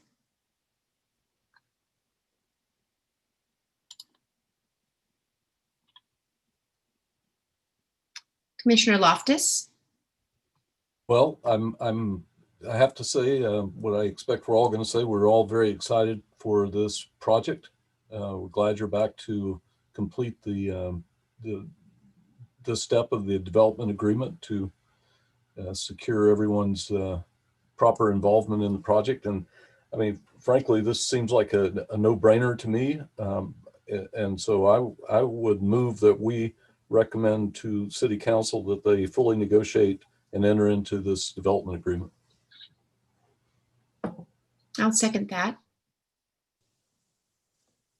We have a motion by Commissioner Loftus, seconded by myself, Commissioner Say. Is there any discussion on the motion? No, with that, we'll go to a roll call vote, please. Commissioner Gall, Aye. Commissioner Loftus, Aye. Commissioner Sargent, Aye. Commissioner Schmidt, Aye. Vice Chair Torronis, Aye. and Chair Say. Aye, so the motion passes 6-0-0-1. Thank you, congratulations. Appreciate it. Thank you. Good night. Now we will moving on to agenda item number 9, design review study items for which we have none. We now. I'm sorry to interrupt, but Oh, was sorry. that appealable? Do we have to read the language for that? It was a recommendation to the city council. Oh, I guess it's going there anyway. Sorry to interrupt. It's not appealable. This is a statutory issue where the planning commission needs to give their recommendation to the city council on what their recommendation should be. So item's not appealable, but the city council will very much appreciate the input. Thanks. Thank you. So then our next item is agenda item number 10, commissioners' reports. I don't believe we have any commissioners' reports.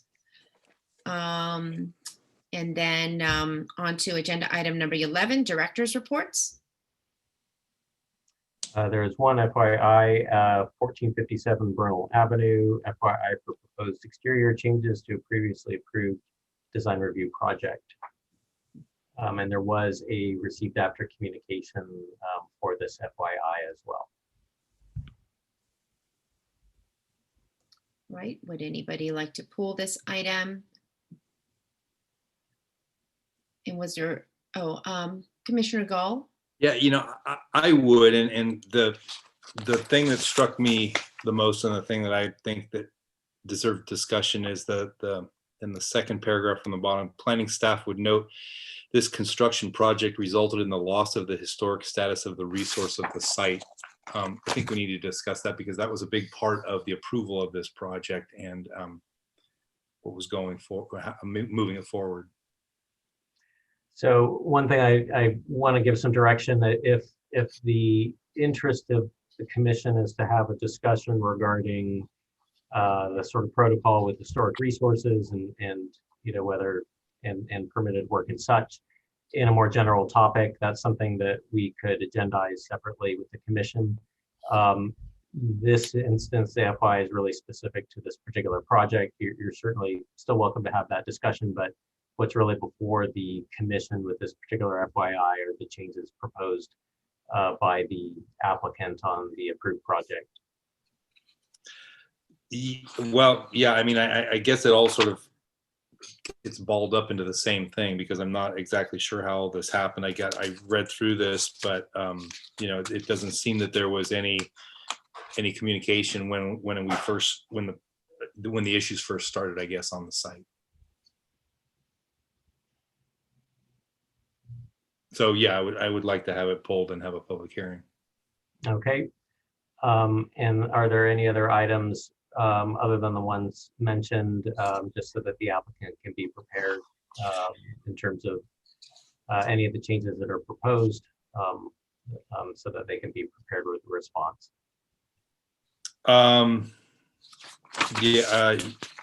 No, I suppose not.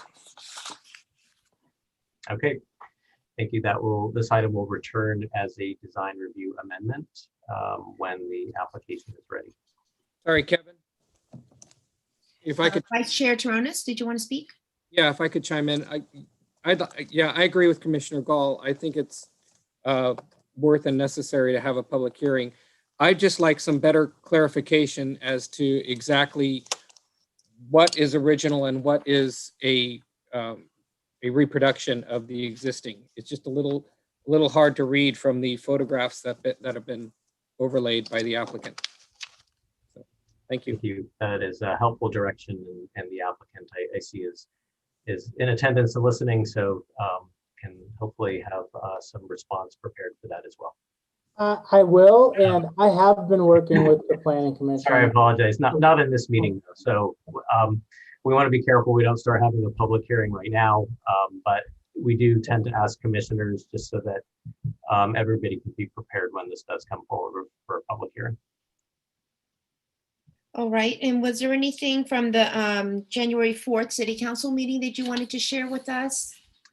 Perhaps of interest of the Planning Commission is the city is initiating work on a study of soft-story buildings. And in fact, two of our commissioners have volunteered to be on an ad hoc committee to look at this topic. I think Commissioner Schmidt and Commissioner Loftus. The origination of this is a policy in the general plan and the safety element that points to the sort of concerns with soft-story buildings and seismic events. And a number of municipalities in the Bay Area have passed ordinances that provide some sort of timeline for retrofits for the interest of public safety as well as property protections. So an ad hoc committee is being formed that's trying to represent the cross section of those interested in this topic, and with planning commissioners who are also architects. That will be helpful voices to have on that committee. The committee will be advisory to the city council, so we don't know what the final outcome will be, but the idea is to look at the situation in Burlingame, how many buildings are potentially needing retrofit, and then what would be some either programs or regulations that would help address that over the long term. Thank you. All right, if there isn't anything else, I will be adjourning this meeting at 9:07 p.m. Thank you. Thank you. Good night. Everyone. Night. You guys, good night. Night.